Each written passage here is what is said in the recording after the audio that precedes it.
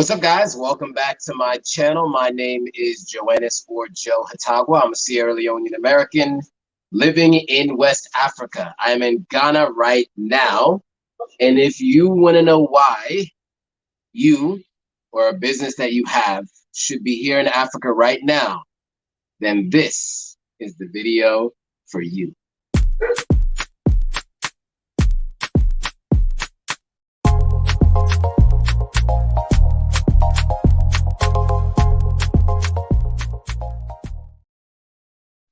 All right. We are live on all platforms. We're live on Instagram. We're live on YouTube, Facebook, Twitter, TikTok. Well, actually, not TikTok today. Twitch. We're live on all the major platforms. If you guys can hear me, give me a thumbs up so I know you can hear me. And then also let me know where you're watching from. So we got Manelik says, good evening. What's up, Manelik? Let me know where you guys are watching from and if you can hear me. Give me a thumbs up if you can hear me, and then give me the city and country you are watching from. So thumbs up if you can hear me, and city and country which you're watching from. So Manelik says he can hear me, so that's cool. City and country, where you guys watching from? Okay, we got Katie from Houston, Texas. What's up, Katie? From Houston, Texas. We got Arnacia from Freetown, Sierra Leone. I already know where you're from. We got what is it, Flinch from Chattanooga, USA. We got Mikey from Copenhagen, Denmark. All right, we got big up to all my haters. I love that. Big up to all my haters is watching from Chicago. We got Jackson Pace from Montgomery, Alabama.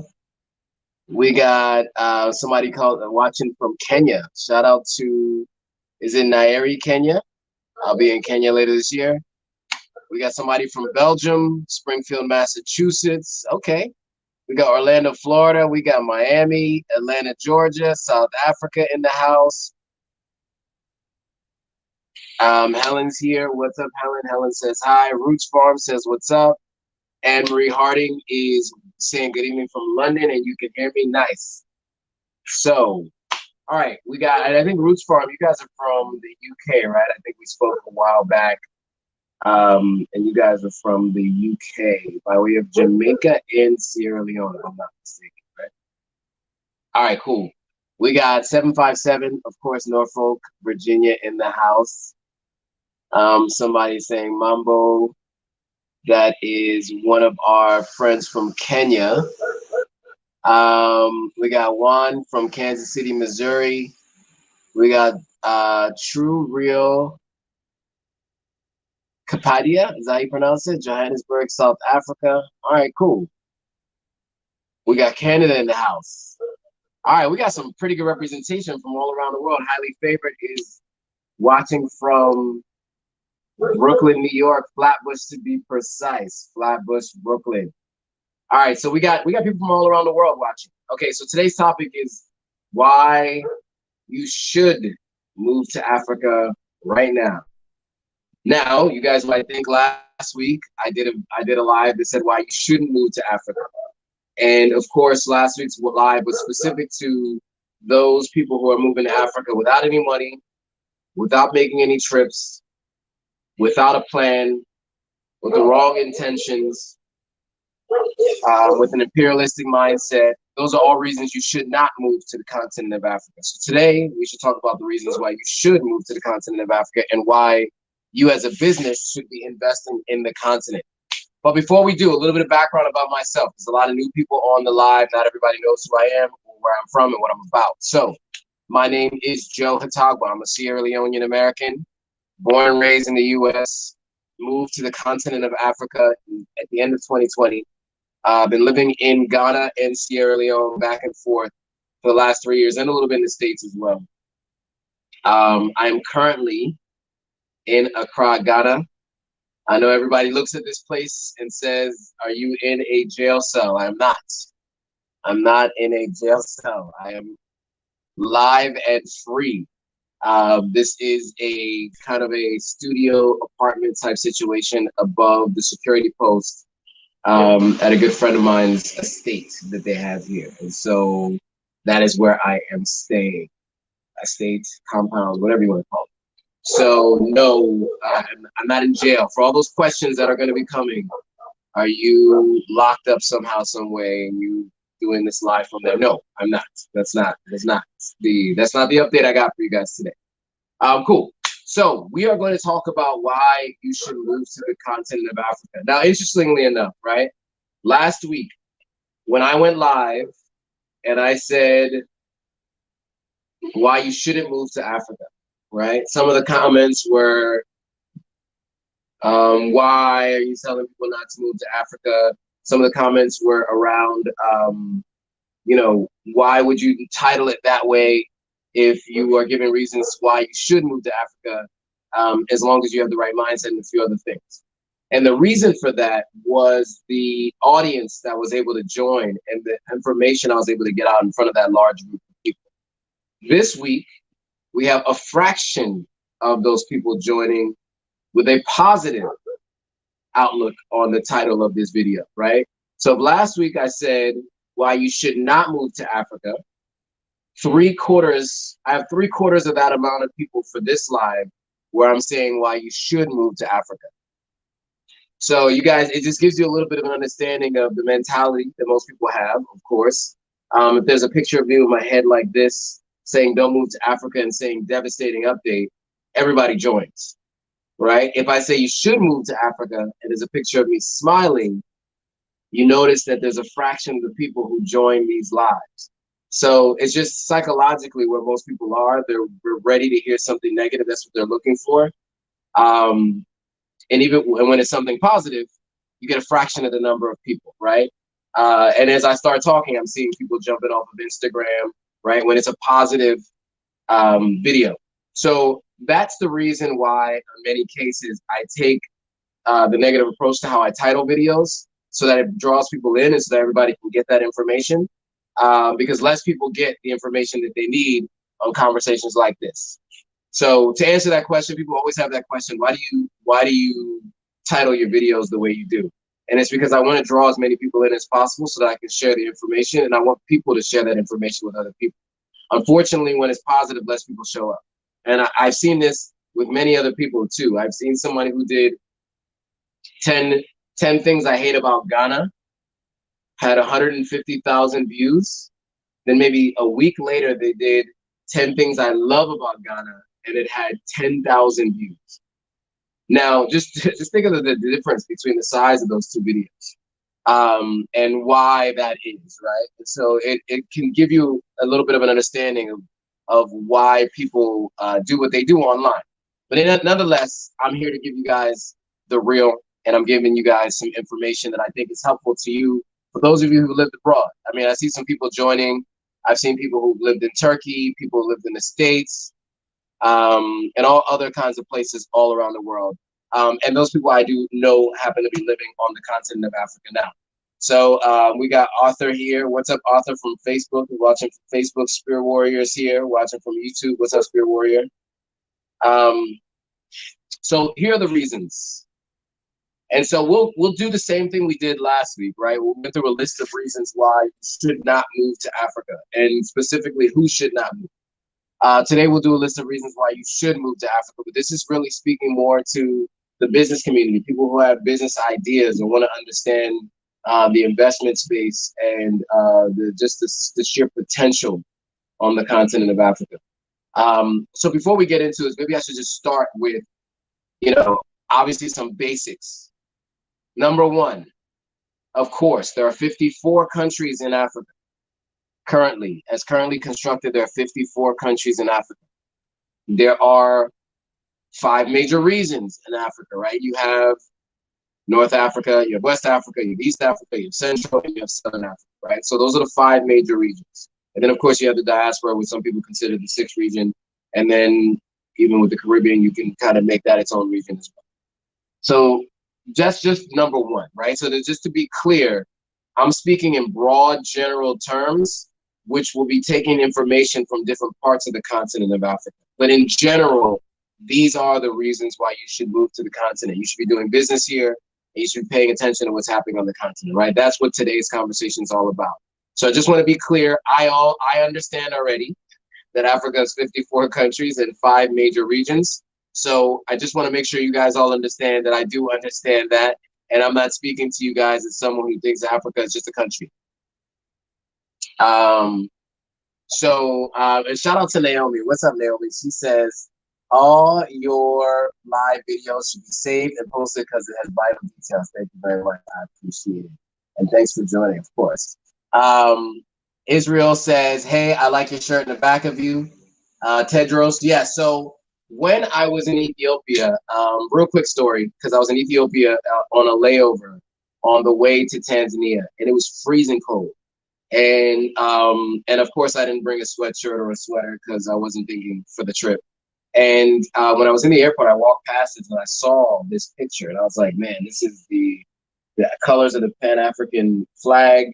You know, I don't know who this is, but obviously it must have been someone important because all I know about is Haile Selassie, right, from Ethiopia. That's all I know. And so what I found out later was this gentleman here was from the 1800s. This is from someone in Ethiopia. You guys correct me if I'm wrong. But he was instrumental in trying to unite all of the tribes in Ethiopia at one point in time. And he did his very best. He was not able to completely do it and keep it going forever. But he was very well known for doing that and many other things. But I thought it was interesting, so I felt good representing him on me as a shirt that I was wearing.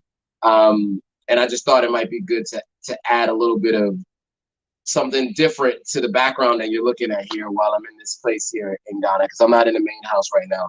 I'm upstairs above the security post because we got kids over there and they're going to be loud and stuff. We didn't want them in the back. All right, cool. So let's get into the topic of today, right? So why you should move to Africa, right? So there's a couple different things that I have written down with the assistance of the internet to help me with stats and figures, because I thought it was important to write my list, but it's also important to back it up with reasons. So I have a number of different reasons. Spirit Warrior says, still looks like you're in a jail cell. Yeah, I did discuss this a little bit earlier. Yes, I am in the spot above the security post in my friend's place. It is not a jail cell. It is just how the place looks. Trust me.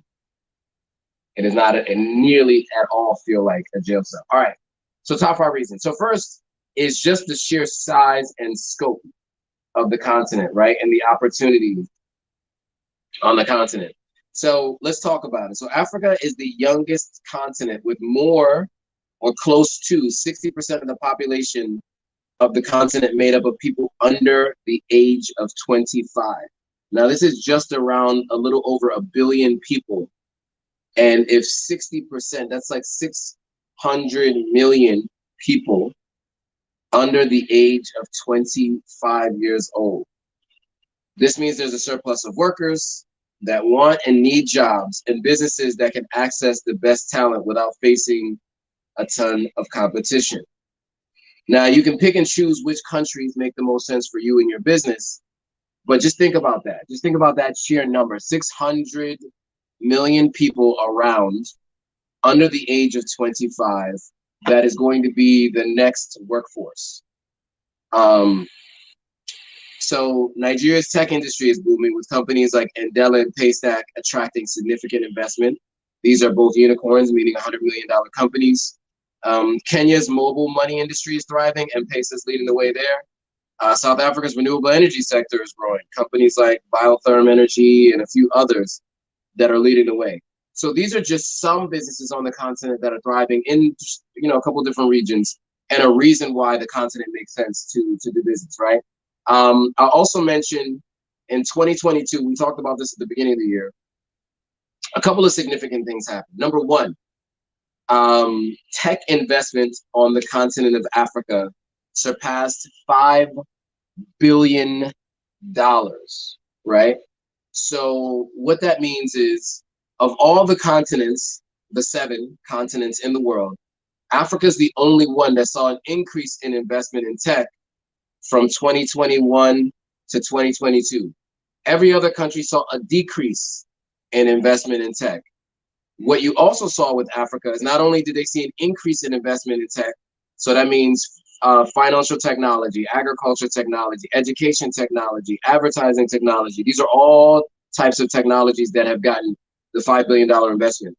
Not only was there more investment in terms of total dollars, there were more companies and more people who got invested in and did the investing year over year on the continent of Africa. So now it's still a fraction of what the total global investment is, but at 5 billion, that's a pretty substantial amount. But comparing that to a couple hundred, billion to the United States, obviously it's a very different number. So I think that's a really important number to understand. $5 billion. Over $1 billion went to Nigeria by itself. Just about $1 billion went to East Africa, $1 billion went to North Africa, a couple $1 billion, and it's evenly distributed across a number of different countries. Anything below that, but five countries got about 70% or something like that of the investments. And so we went through this earlier this year, but most countries you would recognize: South Africa, Egypt, Kenya, Nigeria. I think Ghana was still top 10. Ghana went from under 100 million to 500 million year over year. And so they went from top 10 to top 5, if I'm not mistaken, last year. And so that just gives you a bit of an understanding of just like what the tech landscape looks like on the continent of Africa and what that investment looked like last year. And we'll see how that increases year over year in 2023. So number one, we talked about the population, right? Close to 600 million people or so under the age of 25. That's the next, and that is the biggest population of any continent under the age of 25, the youngest continent on the planet, right? And these are people with ingenuity for sure. I mean, if you see the cars I see on the road with 300,000 miles on them still running, where they'd be a junkyard in the United States, it's incredible what people can do here. And then of course, obviously the context and the ability to build businesses that actually impact the neighborhood around you. Many businesses that you talk to here not only obviously are made to make money, built in a world of capitalism, they also have an element to their business that has an arm that is kind of philanthropic as part of what they do. It is just built into the businesses that you find here on the continent. Almost all companies that you'll see that have some kind of major investment have some kind of philanthropic effort associated with it, which is something that obviously people find really important, especially Gen Z and millennials and people who want to do business here on the continent. Oh, sorry about that, Instagram folks. I hope I didn't just give you guys a heart attack. I just knocked over the phone. My bad. I was trying to pick up another phone to get my notes. So apologies, guys. Okay, so we talked about the age of folks, some of the companies that are doing well, the investment on the continent, $5 billion. Now let's also talk about the tourism industry. And I'm going to speak specifically to Ghana because I talked about this earlier this year, but I think it's important for you guys to hear this. Ghana last year saw just around 1 million people enter their country through tourism. And the last number I saw was they did about $3 billion in revenue in the city. In the country of Ghana, based on all those people coming. Right. And so if you really think about it, right, million people, 3 billion people, $3 billion in revenue. This is the potential, right? And we know that Black Americans have whatever the number of $1 trillion in spending power, right? And so you see a lot of that making its way to the continent. And you, as a business owner, need to be somehow collecting some of those dollars, right? Because you as a business owner, and that's an African business owner, and that is a diasporan planning to come to the continent. There are plenty of people visiting and moving, and they're going to need your services, right? And so, that is just a fact, and that's just something you should know. So a couple comments that I want to get to here. Naomi says, on the business aspect, would like to add my own input from my experience here in Africa. Yes, please do. So Naomi owns 2 shops, a furniture shop and a retail clothing shop in Freetown, Sierra Leone. I've interviewed her previously. If you haven't seen it, check that out. And I do have another video coming out on when she had launched and opened her furniture shop, which is doing really well. It's on Wilkinson Road. And so I'll be putting out that video very soon. So, but I'll wait for your comment and then I'll come back to it. So let's talk about investment in infrastructure. So Africa's proximity to the equator and varying climates makes it perfect for emerging and highly profitable renewable industry. The fact that it is growing with infrastructure and emerging markets, financing has seen rich resources remain untapped in Africa, leading to businesses thriving here. So number one, there's an Algerian country that turned over $33 billion in oil and gas. MTN does really well and does over $10 billion. Dangote Group, over $4 billion. And these are old numbers, right? These are from a few years ago. But these are the numbers that they have done in business here on the continent. And all of these businesses have something to do with natural resources or utilizing natural resources in some way, shape, or form. So oil and gas, you have oil and gas and cement and other things. So you can imagine that these businesses do billions of dollars per year. You can see why so many international countries find their ways here, right? So like you find the Chinese, you find the Indians, you find many Lebanese on the continent of Africa. M. George reminds us here that the spending power of Black Americans is $1.7 trillion, right? So just putting that into perspective, right? And some fraction of that is now coming to the continent of Africa yearly. And some people are continuously coming. Some people are making the one trip only, birthright kind of trip. Some people are making a move like myself. And if you can get out in front of those folks, you can do really well as a business owner. So a couple people are saying a couple of different things. So Anthony Scotland is saying, fintech is growing business on the continent. So what is fintech? I like to mention this a little bit. So fintech is financial technology. So what does that mean? So on the continent of Africa, I can't remember what the percentage is, but it's somewhere around 60% or so of the people on the continent of Africa are unbanked, meaning they do not have a bank account. Now that seems unusual for most people in the West, the global North, as they say. If you're from the UK or any other part of Europe, or if you're from the States, you're used to, most people have a bank account. Their paychecks go into their bank account, right? And everybody's doing things with their debit card and taking money out of the bank account. Well, there are many people on the continent of Africa who do not have money in bank accounts. However, they do have money with their telephone carrier, their mobile carrier. So in the United States, an example of this would be like if Verizon owned Cashapp. And if you wanted to send money to a friend, you uploaded your money into like Verizon Cashapp, and then you could send your money that way, right? But you don't actually do it in a bank account, right? You don't connect it to a bank account. You go to a mobile money vendor, you give them the cash, they then send you that cash.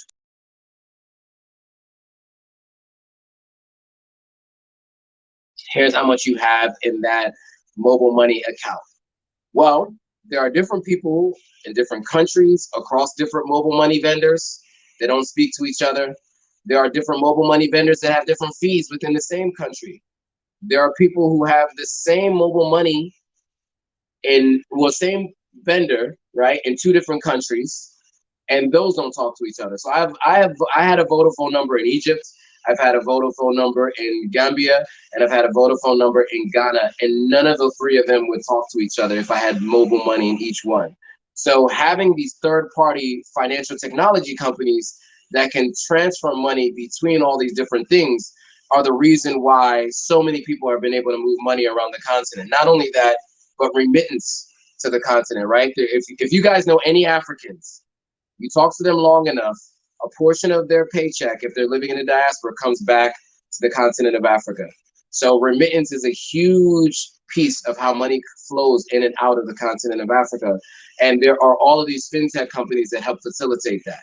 And so that's why financial technology took up 30% of the investments that came in technology in 2022. Because you have a whole bunch of people who are unbanked, who all have a telephone carrier. You don't even need to have a smartphone. You can have a feature phone and still send money back and forth through your feature phone. So why is that important? Because if you're a market woman selling products and you're a person who's going to buy from that market woman and you might not have the cash on you, you might have it in your mobile money, you can pay it to her right there and you can purchase whatever it is that you're purchasing from that person. People selling fish, people selling products, clothes, jewelry, anything. Generally, they can receive money that way. And I mentioned this previously, and I'll mention it again. When I lived in Ghana, my housekeeper and one of the housekeepers I used, or the housekeeper I used in Sierra Leone, they didn't have bank accounts. They don't have bank accounts. They keep cash in. They keep cash in their parents'. Sorry, I got a call. I got a call from one of the parentals. So they keep cash in their mobile money accounts, right? They don't actually have bank accounts. And so it's important to understand that is how some companies are generating income today, is they're solving that problem for people, moving money between the different platforms. So somebody mentioned fintech is growing, and that's why.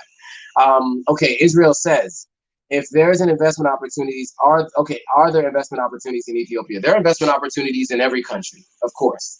In any country you go to, there are investment opportunities. You need to visit each country that you are feeling as if you are looking to invest in, and you want to spend some time there building a network, meeting people, and having boots on the ground and understanding the marketplace.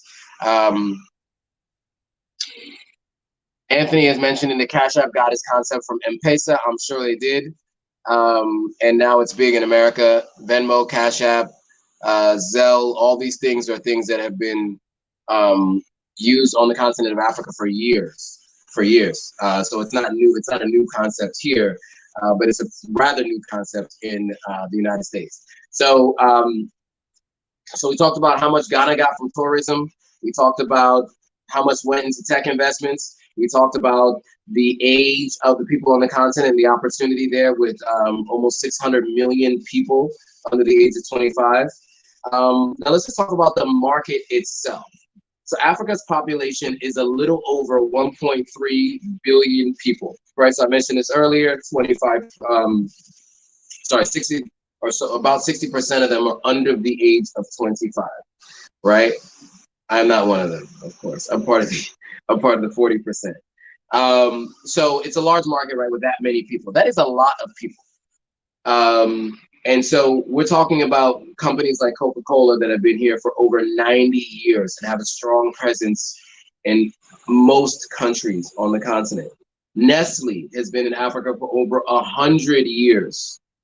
Unilever has been operating in Africa for over 100 years. Now, these are all businesses that when I was at Jumia, we were talking about working with. In some way, shape, or form, we did have relationships with them and many of the different companies we operated in. These were the companies we had JBPs, or I think they were called joint business plans. And we would have a joint business plan, meaning Coca-Cola has a plan for what they're going to do in in Senegal, and what they're going to do in Nigeria, and what they were going to do in Kenya. Same thing with Unilever. Same thing with Nestle. So we had business running with all three of those companies and many more multinationals. But imagine, these companies have been here 90 and 100 plus years on the continent of Africa. So if these guys all found it important to be here and be here for that long, why aren't you here on the continent of Africa, whatever it is that your business is? So those are all things it's important to address. The question of corruption. I don't know how true it is, but it's always being said that African countries have a lot of corruption, more than here in the West. Now, this is a good question and a good point, and this comes up a lot when I talk to people on the continent of Africa. I will say this about corruption. When we're dealing with corruption, right, there are different ways that you can define corruption. Let's talk about corruption in the West. All right. So just to give you a little bit of a concept for what I think corruption can look like. So if I'm running for office in America, right?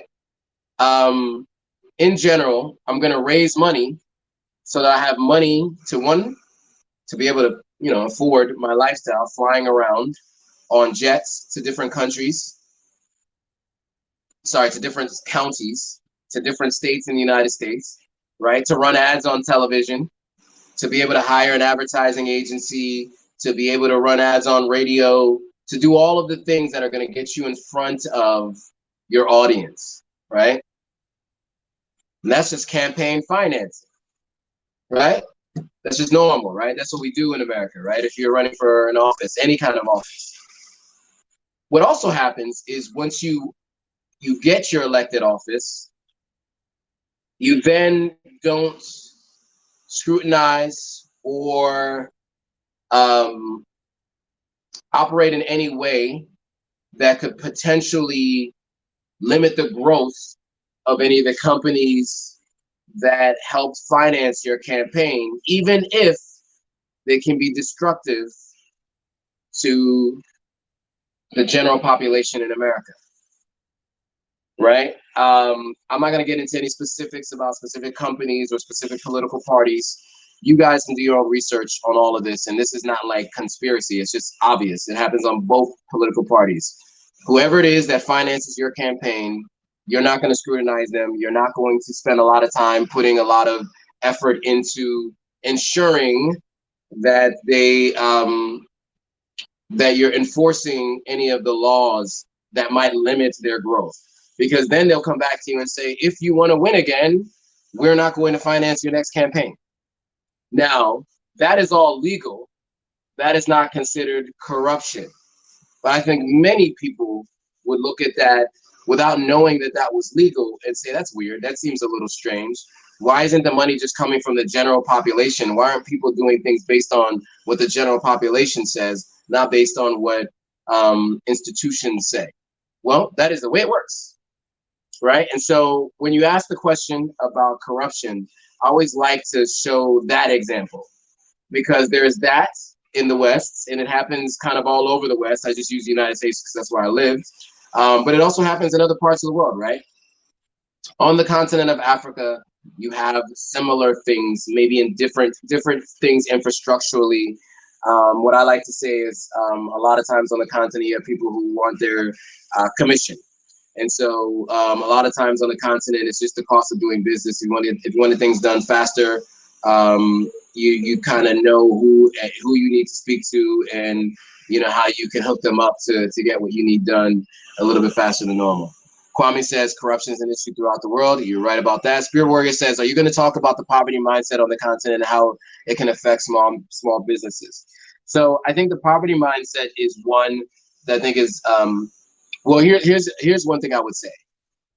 There's a difference between being poor and having a poverty mindset, right? I think poor is a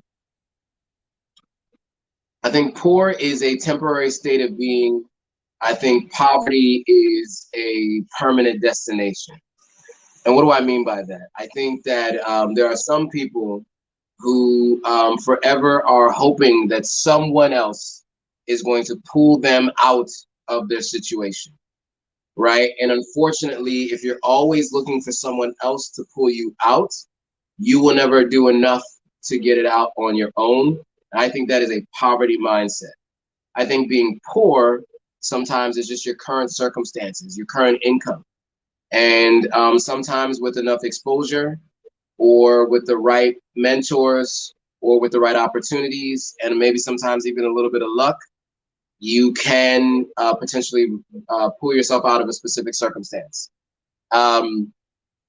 So how does that apply in business? I think a lot of times people don't support businesses that are small, that are growing, right?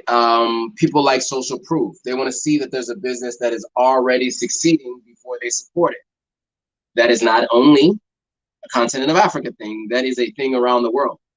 You'll also notice that in our community, those of us who are melanated, a lot of times we'll go do business with a friend of ours and ask for the friends and family discount, the homie discount, where those same people might go to Fendi and pay full price.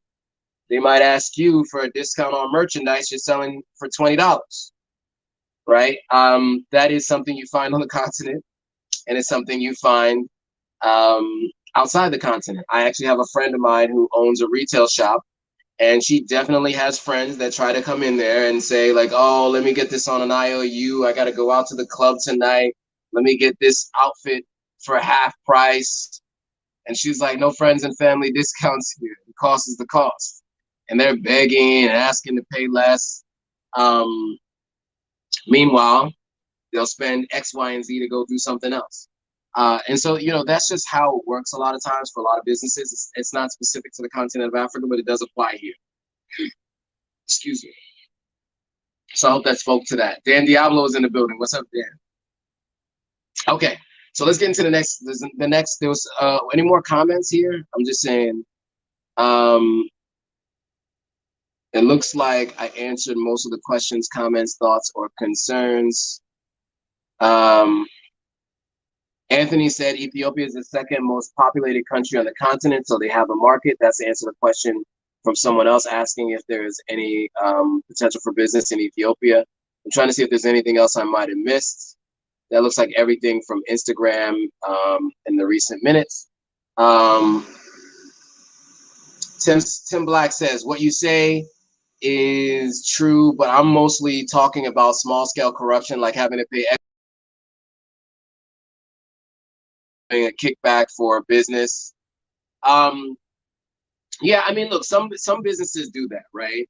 I remember when I was at Jumia, we would say, if you guys did some advertising with us here, we'll give you some free stuff there, or we'll do some things for you on the other side. I mean, it happens like that a lot. I mean, there was an advertising agency where I was told that a person at the agency was saying, like, if the advertising agency paid money, he needed a little bit of a kickback of that for himself. So yeah, I've heard that for sure. Things like that can happen here. And I think if you have a business on the continent, you need to have money for contingencies. I will say that. So, like, for instance, if you are in a country like Nigeria or a country like Sierra Leone, you're going to need to have contingencies for a backup generator. Same thing with Ghana as well. I mean, Ghana has some challenges with energy, not as much as what you see in Nigeria or Sierra Leone. But you'll have to have contingencies for backup plan, whether it's a generator or solar power, to ensure that your devices continue to run when there is a power outage. So yeah, and other ways, you'll probably have to have other contingencies for other payments that you might have to do. You might have to pay somebody a little extra to drive somewhere to do something for you, to deliver something. There's just going to need to be petty cash available for sure when you have a business on the continent of Africa. And that's what I understand to be the case no matter where you are on the continent.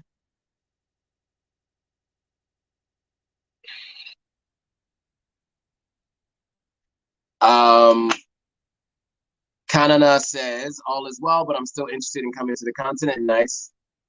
Okay, cool. I wish African countries had something like a small business administration to locals to start and maintain their businesses. Yeah, I mean, some countries are attempting to do some versions of that, and even the governing bodies that oversee sections of the continent, right? You have ECOWAS, you have East Africa Federation.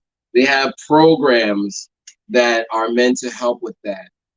It takes a little while to figure out how to apply for them and what you need to do to be a part of them. But they are there. They do exist. It's just not as easy to find as you might think, like for something like the Small Business Administration. Spear Warrior says, employees that steal, people that try to scam for daily bread with no thought to long term. That is also something you need to think about. Yes.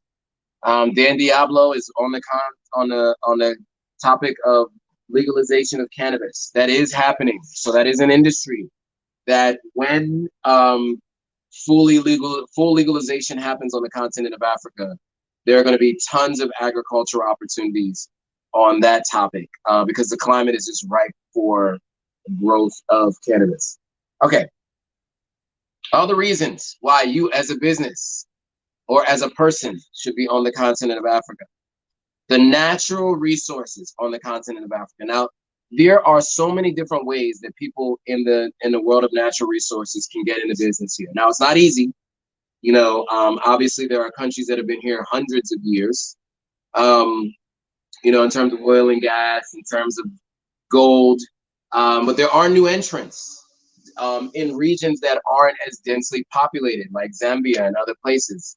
I think her name is Gia the Goddess on Instagram. I saw that she has a she's working to start mining gold in Zambia, if I'm not mistaken.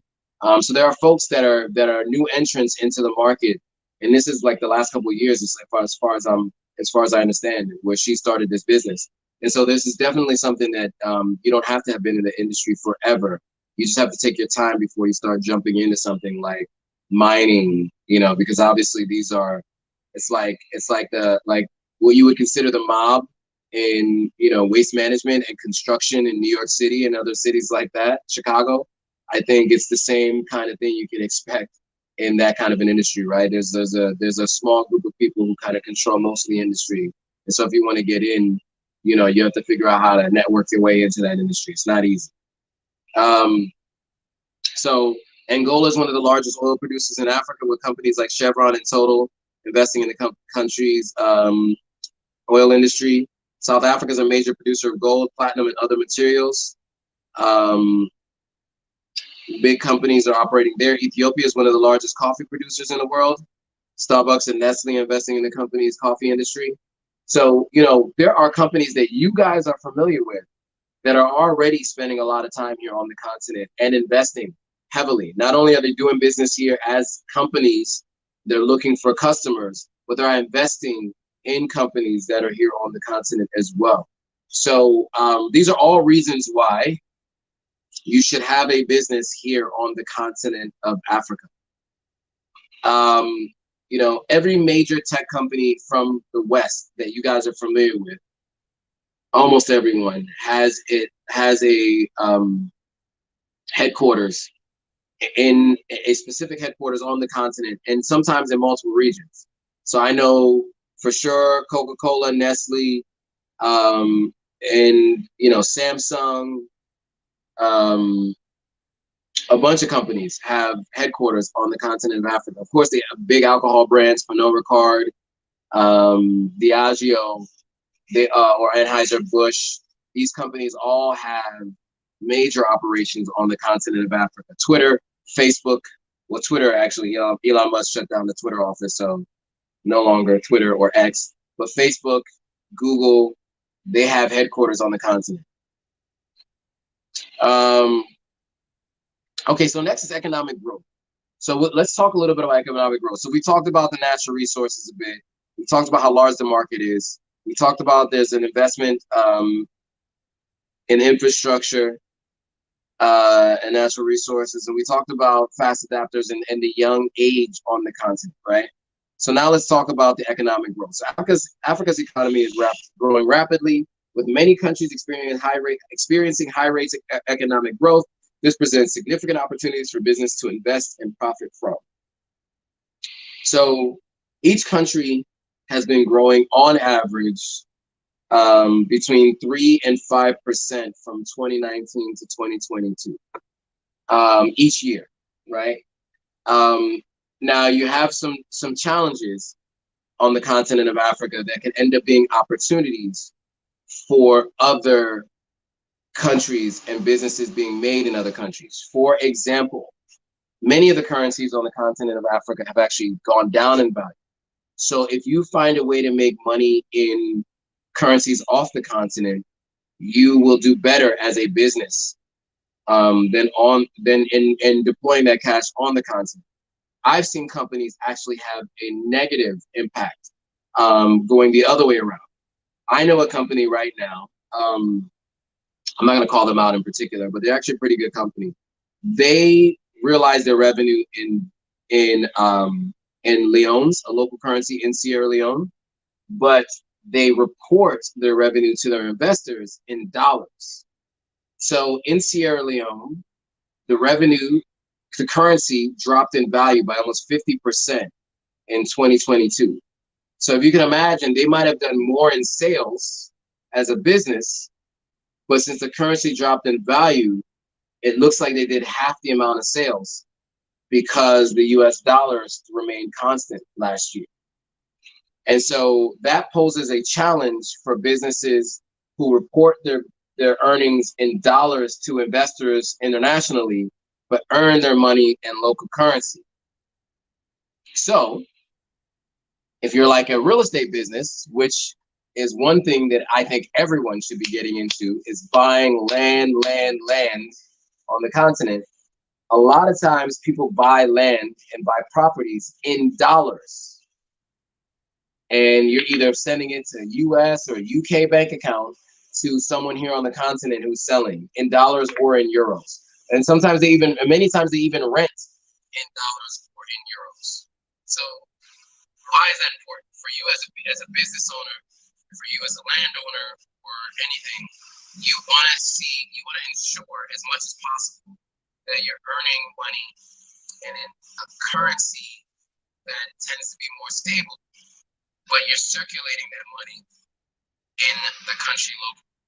So what I recommend you do is have two bank accounts in each country that you're operating in. You want to have a dollar account, and you want to have a local currency account. And ideally, you're getting paid in dollars, and then you're utilizing that money locally in the local currency. Spirit Warrior saying something happened to my sound. This is the same thing that happened last week. So no fear, just plug in.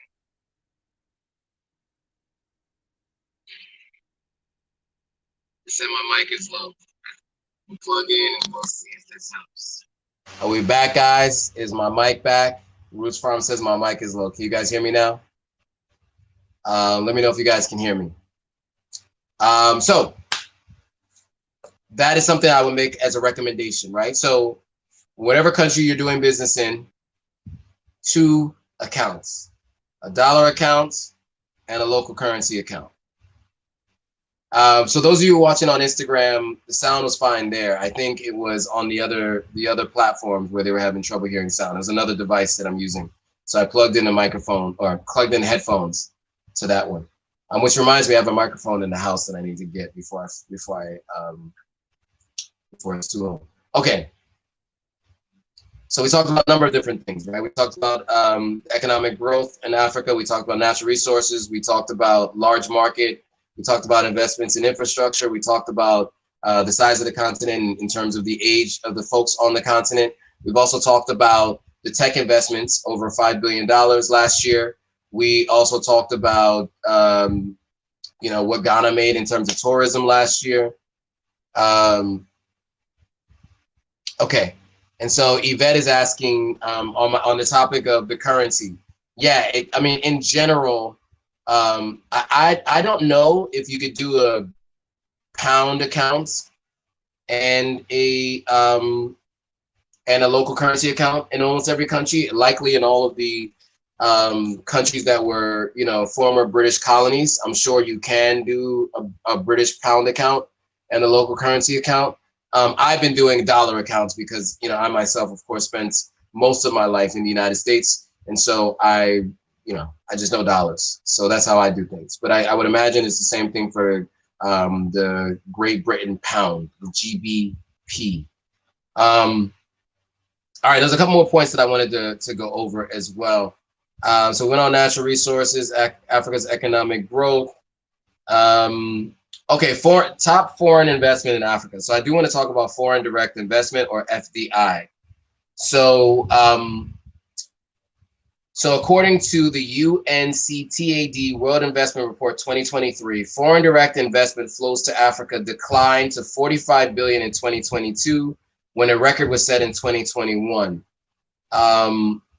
but it still had $45 billion in 2022 of foreign direct investment. That means money coming from outside of the continent to the continent of Africa. $45 billion. $45 billion. This is just that number. I want you guys to really like sit on that number for a little bit. So if that much money went into the continent of Africa, why? Why are people investing that kind of money in the continent of Africa, right? So if you know that people are spending that money on the continent, then there's something that we need to be figuring out, and where we need to be investing our dollars, buying land, and starting businesses. Because there are plenty of people who are investing on the continent of Africa in a major way. And we're going to talk about a little bit about where some of that money went to and where it came from. But a couple things coming up that I want to see. I want to address really quickly. So Tim Black says, I'd like to retire on the continent, but I worry about healthcare in my 50s. Healthy now, but who knows? Well, look, look, this is something that I know people do, at least in Sierra Leone, and I wish it wasn't the case, but is the case. Many people I know do, 2 trips to the States a year to do a checkup with their primary care physician. I do checkups with my primary care physician in Ghana because I'm relatively healthy. And so, and he operated outside of the continent for like 30 years. So he has outside experience and on the continent experience. So my primary care physician is actually in Ghana. But if I was going to have a knee surgery or something like that, I'd be flying into Beverly Hills, right? I think I mentioned this to you guys before. I've had two knee surgeries. One was done at Penn State Medical Center in Pennsylvania, in Hershey, Pennsylvania. And then the other knee surgery, and that was when I was in high school. The other one was done at UCLA, not UCLA Medical Center, is UCLA Medical Center? Anyway, in Beverly Hills. It was done in Beverly Hills. And the reason for that is because for me, no matter where I am in the world, I'm going to go to the best, period. So, especially if it's a major surgery. So, if I was living in New York, I would have flown to LA. If I was living in Texas, I would have flown to LA for this person. So, for me, that's how I do things. If it's a major surgery, if somebody's going to cut me open, I'm looking for the best of the best in the world to handle that for me. But I wouldn't, if you're relatively healthy, I wouldn't worry about it. You just do your checkups. If you can find a primary care physician in a country that works for you. And it depends on the healthcare in that country, and it depends on where you decide you want to move to. Canona says, I found out from another source that I can purchase a new home in Fumba Town, Zanzibar, Tanzania for $60,000 or spend $10,000 for an investment visa. Is this any information true or false? I do not know about this. This is something I'd have to look into for you. I don't know, to be honest. So sorry, I can't answer that question at this very moment. But let's look into that for future discussion. If you want, I can go through this with you separately on a consulting call if you'd like. We can do that. We can set that up.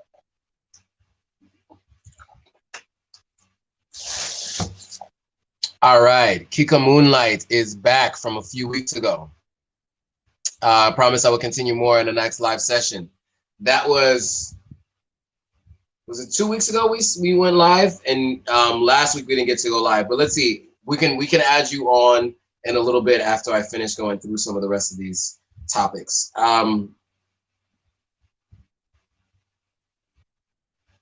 So what about the middle age? Don't forget about us. Or anybody of any age moving to the continent. Just make sure you have a primary care physician, someone who can help ensure that you are, you're getting your blood taken, and and just looking at things over time.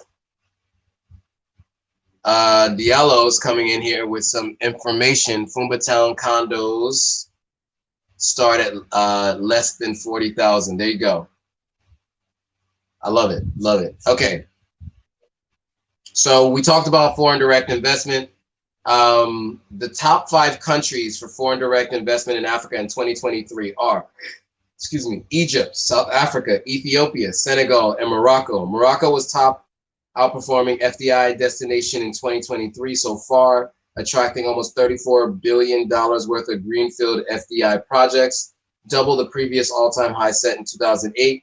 The mining and gas sectors are expected to lead FDI into Africa in 2023, following a lackluster investment climate of 2022. Intra-regional investment remained relatively small despite an increase over the past 5 years. In 2022, intra-regional greenfield projects announcements represented 15% of all projects in Africa, 2% of the terms of value, blah, blah, blah, blah, blah, blah, blah. So, 77 billion was registered in 2019 though. So it looks like we're declining quite a bit year over year. If 45 billion is expected, 45 billion was what was 2022. 77 billion was registered for 2019. So we still got some ways to cover some of that land. The top industries, as I mentioned, I think was oil and gas. We talked about that. So yeah, mining and gas sectors, renewable energy, light manufacturing, banking and telecom.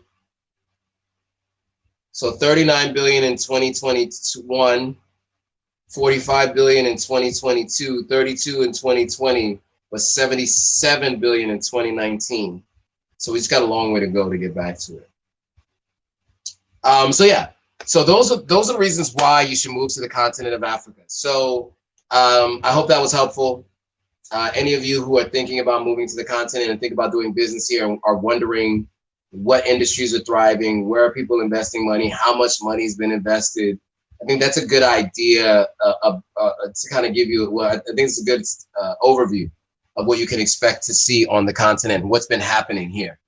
As always, if you want to support the channel, you got my Zelle here, AuthenticAfricanLife@gmail.com, or the Cash App is just cash or the $ Authentic African.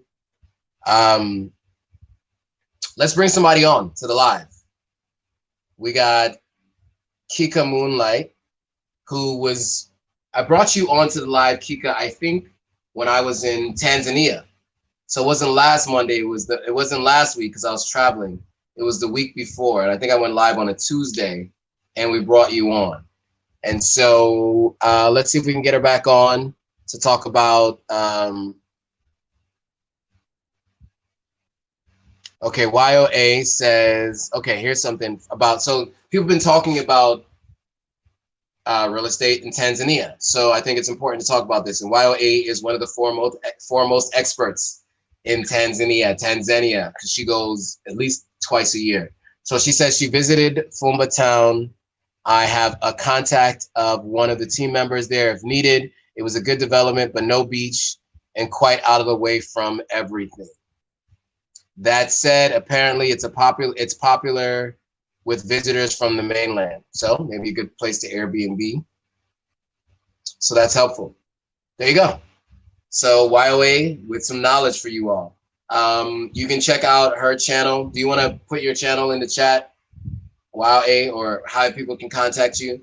For those people who are looking to contact you about buying in Zanzibar or Tanzania, maybe just put your your handles or whatever in the chat, and people can reach out to you if they want to reach out to you, if they want to DM you about buying land in Zanzibar. Or was it Zanzibar? I guess it was Tanzania. I'm presuming it was Zanzibar. Okay. Now, Moonlight. Kika Moonlight had some things to say about moving to the continent of Africa, and now, of course, also, I think some business in Africa. So we had a quite a good discussion a few weeks ago. So we'll see if we're able to get her online. And in the meantime, okay, there we go. Hi, good evening. Good evening, Kika. Welcome back to the live. So you are in Nigeria, right? Yeah. So what part of Nigeria are you in? I told you the last time, Delta State. I know you told me the last time, but for the folks that are watching, we always want to make sure they know. So Kika Moonlight is from Delta State, Nigeria. One interesting fact is that she actually said in some cases, Ghana is a better place to live than Nigeria, which was really controversial because not very many Nigerians will even mention that. Now you said specific reasons, it's not overall better, but you said sometimes for some reasons, right, you would want to move to Ghana. So do you have anything more to add on the topic of moving to the continent, since that's the topic we're talking about today? Okay. From the previous live section, what would I say? Okay, I know I have few friends that are Ghanaian. Oh, sorry, Kika, sorry. I know I'm cutting you off and I really apologize. My Instagram is gonna cut off this live in 12 seconds. So what I'm gonna do is I'm gonna go live again for part 2 and we will come back to you and we'll start with you on part 2. So let me do that right now. Let me close, yeah, it's already done. You gotta love it, guys. Instagram, limiting me to 1 hour to go live, unexpectedly. But that's just the way it works. That's the way it goes. It is what it is. Give me 1 second, guys. I need to add myself as a collaborator. You guys know the deal. This happens to me every week on Instagram. I gotta go live again. Give me 1 second here. Let this one post. In the meantime, John says, now Nigeria now has the best transport infrastructure in Africa, period. The giant no longer sleeps. Okay, John.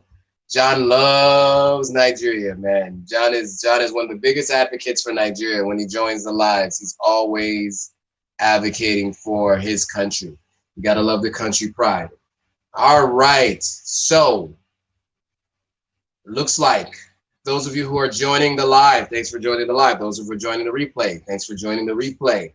We are live on all platforms, and we're now on part 2 of our live on Instagram. So we were just about to talk to Kika Moonlight about why you should move to the continent of Africa. And we were just about to bring her on when we ran out of time. So we'll give her a second, we'll bring her back on. In the meantime, Kenna Minor says, but the rest of us are not planning to leave until next year, 2024, to the continent, I guess is what you're saying. There's a lot of conversation about coming to the continent. All right, so do we have Kika Moonlight on? Now, other people want to go live, but I promised Kika we would have her go live in a moment. So when she joins, we'll go live with her. But we're not going to do another hour-long session. This part 2 is not going to be an hour long. We are going to keep this a little bit shorter because it is a late night and it's a little past 10 o'clock here, and I got a bunch of work to do. So so what we're talking about, we're talking about moving to the continent and why you should move to the continent. So if you guys are watching the replay on YouTube, on Instagram, you're watching part 2 right now. Part 1, you can check on the page. We talked about why you should move to the continent and all the different reasons why. Now we are talking to the audience a bit. So we're gonna have Kika Moonlight here. Now the challenge that we're going to have is, I don't know how well the audio will be picked up when I have these headphones in, but we're gonna try it. All right, let's go live with Kika Moonlight. Let's bring her back on. Now, where Kika is in Delta State in Nigeria, she mentioned moving to the continent of Africa, and she was just about to tell us about friends living in Ghana versus her experience living in Delta State in Nigeria. Now, this is only specifically 2 countries, right? There's 54 countries on the continent of Africa.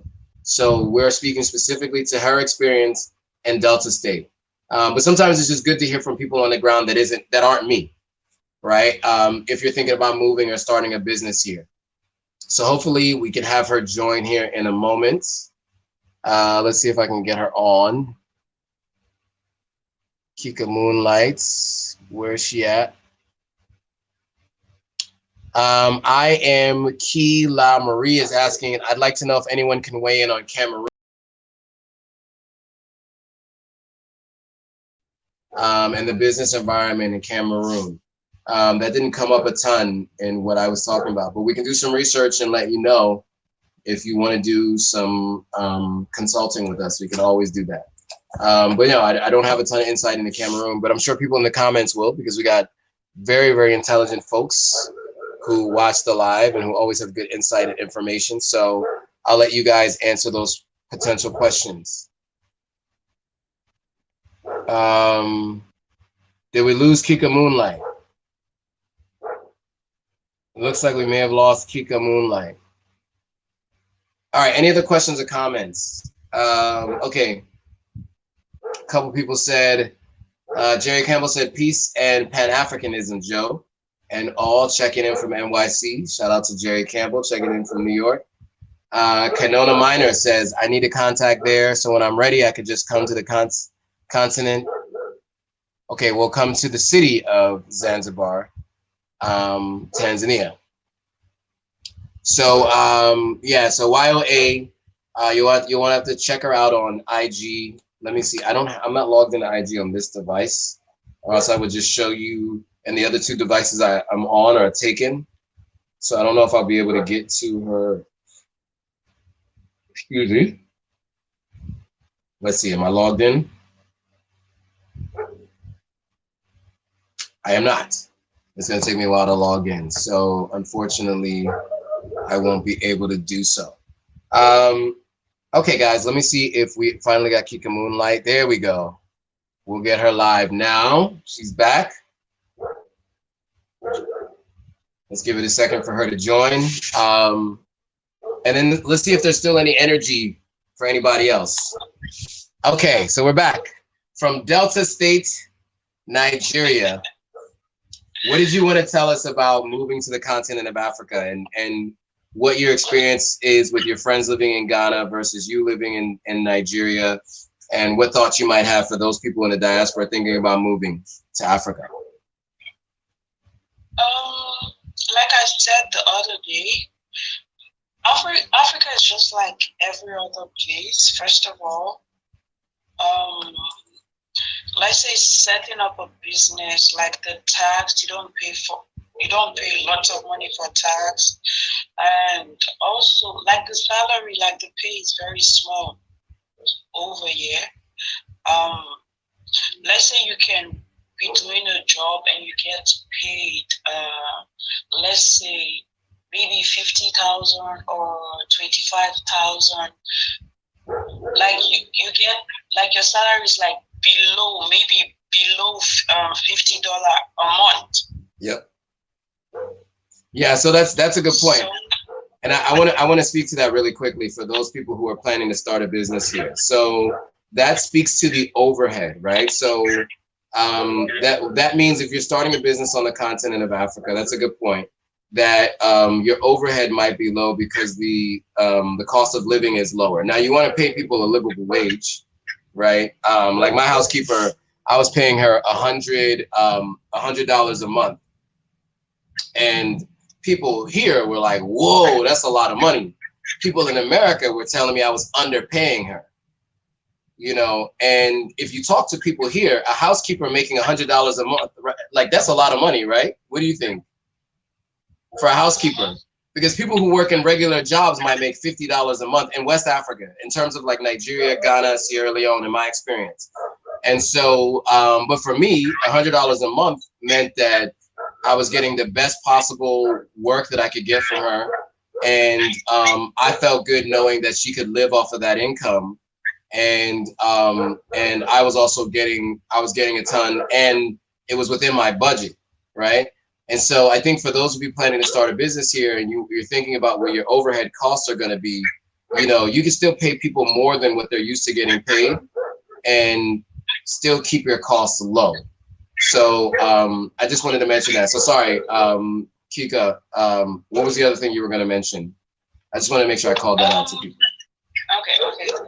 Also, oh yeah, how would I put it? The only issue we have in Africa is just the bad government. That's all. If everything is actually the system is actually functioning in Africa, Africa really doesn't need to depend on any other, I would say Africa doesn't need to depend on any other country, because in the 54 continent, each of the countries, they have natural resources, and the road, there are no good roads, good health care, steady electricity, and of course just few insecurities. And for Delta State, I would say Delta State is an oil producing state in Nigeria. Okay. Over here in Delta State is an oil producing state. If you are to compare Delta State to other states in Nigeria, Lagos is overhyped. I told you the other day. Lagos, Abuja, Port Harcourt. But for people who like to live in the rural areas, can actually live in Delta State, because accommodation is affordable. And now for the electricity, stable electricity, currently people are buying solar, right?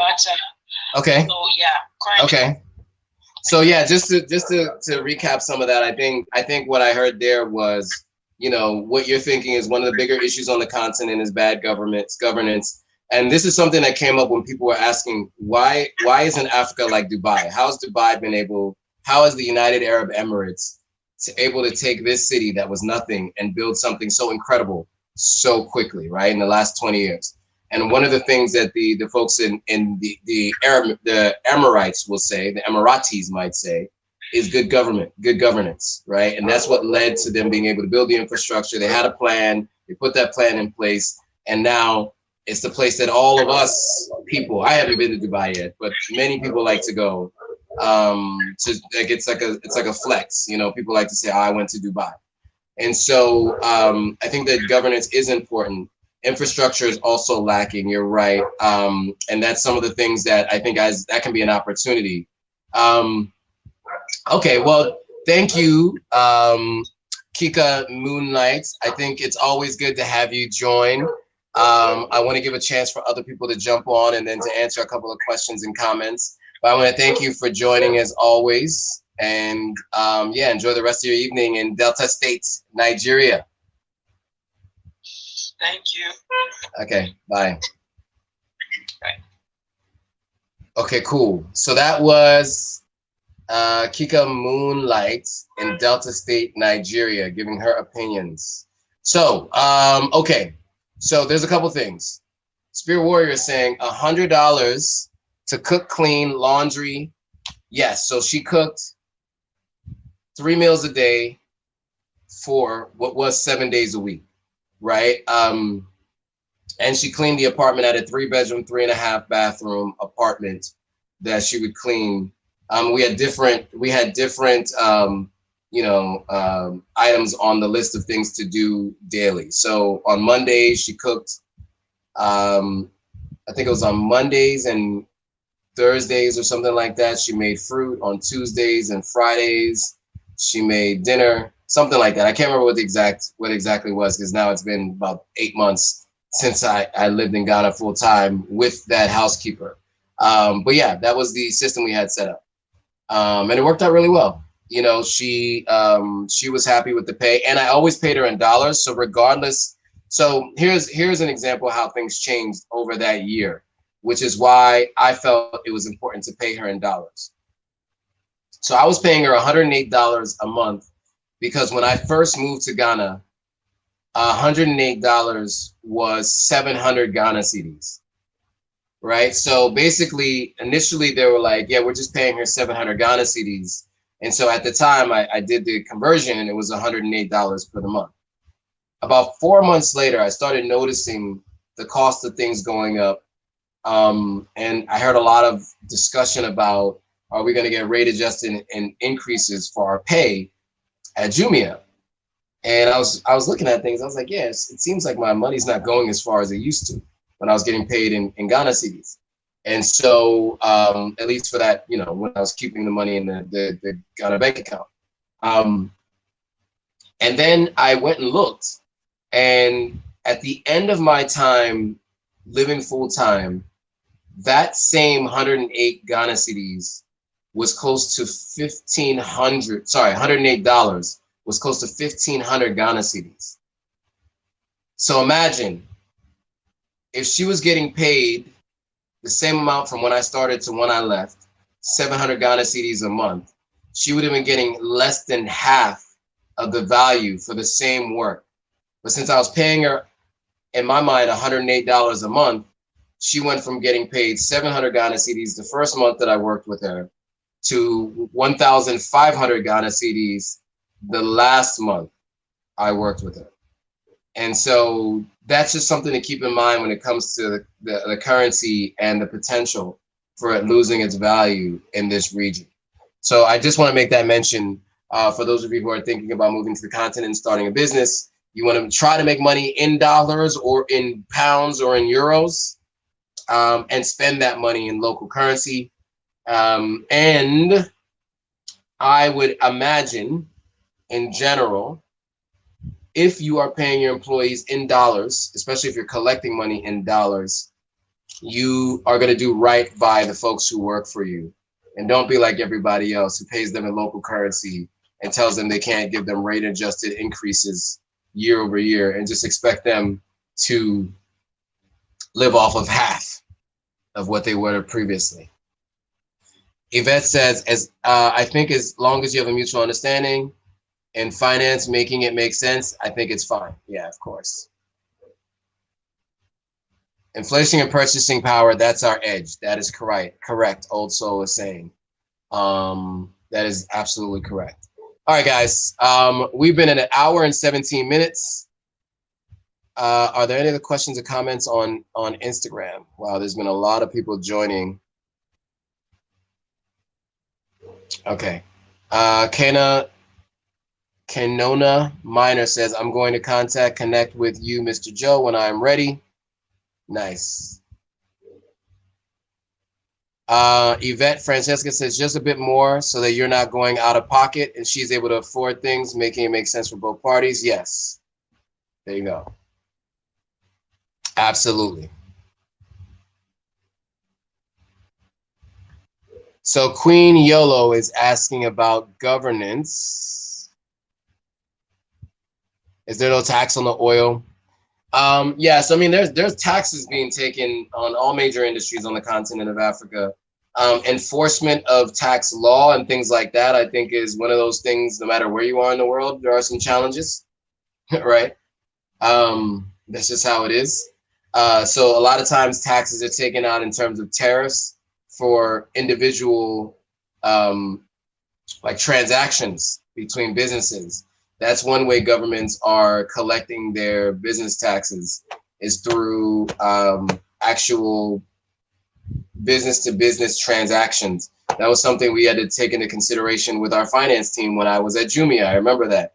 We were like, anytime we had dollars coming in, not dollars, euros, whatever it was, if they're from an international company, we would have to do a percentage for taxes. You know, they weren't just paying the amount that they said, it was that amount minus the tariffs. If you're doing mobile money transactions, there are tariffs. So they do find a way to take taxes. Big businesses always find a way to skirt taxes, regardless of where you are in the world. But yeah, I mean, everyone is supposed to be paying taxes. YLA also says you also must consider market rate so as not to drive up inflation. Right, that's the other thing, right? So that's a really good point. So the reason why you see inflation in real estate in Ghana is because all those big ballers that came here and want to show off how much money they make, they overpaid for property. right? And so now everybody is saying, well, that house sold for $2 million, so I want to sell my house for $2 million. It's the same thing that happens in any other area where you see gentrification happening, or like if you're looking at a city like New York City or San Francisco or Los Angeles, London, right, where there's the resources are finite, not infinite. And what you notice is that you have a high income earners driving up the price of everything. That is also something you do not want to participate in. So, obviously, you want to be able to pay people a fair market wage, which obviously makes sense. But if you go overboard and you pay too much, and there's a collective of you doing that, you now bring up the value, and other people cannot afford to pay those services for other people. And then there's also potential to, I mean, it's very unlikely that just a couple of individuals like us will add inflation, but you drive up the market rate and make it difficult for other people to hire people as staff, especially local people to hire people as staff. So, and then what you'll find is you'll find people pricing themselves out of being able to even get a job because they expect to get paid a certain amount of money. So, I try to do what's fair, what makes sense, but also, obviously what YLA here is saying makes a lot of sense. Okay, cool.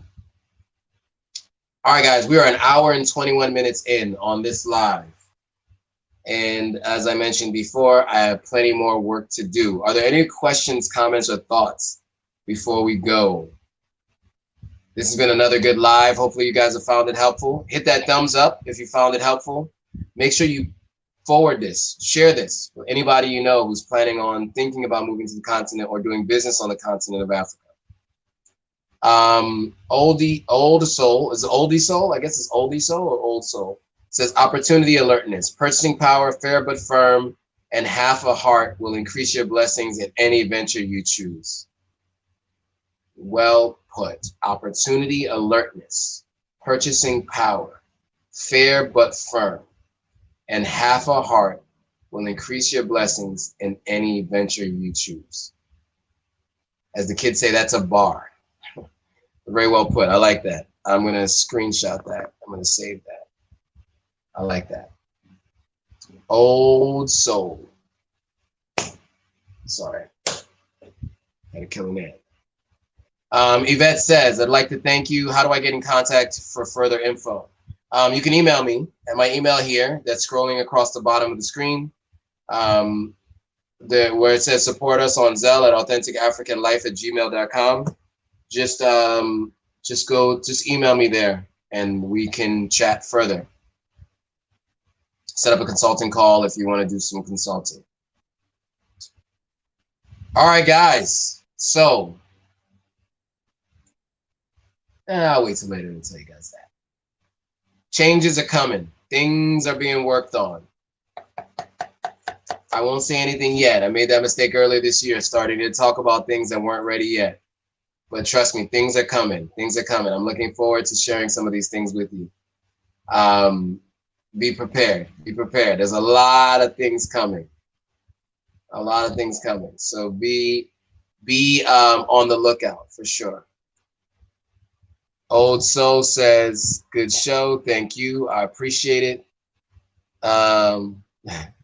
Spirit Warrior says, you better not move back to Ghana.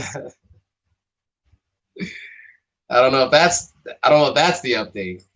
But I will be spending more time here in Ghana for sure. I don't know if I'm moving. I don't know if I'm moving back to Ghana, but I'm spending more time here for sure.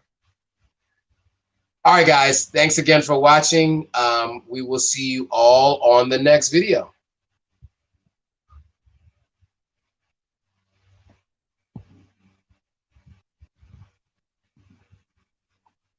Of course, I'm taking forever to do this.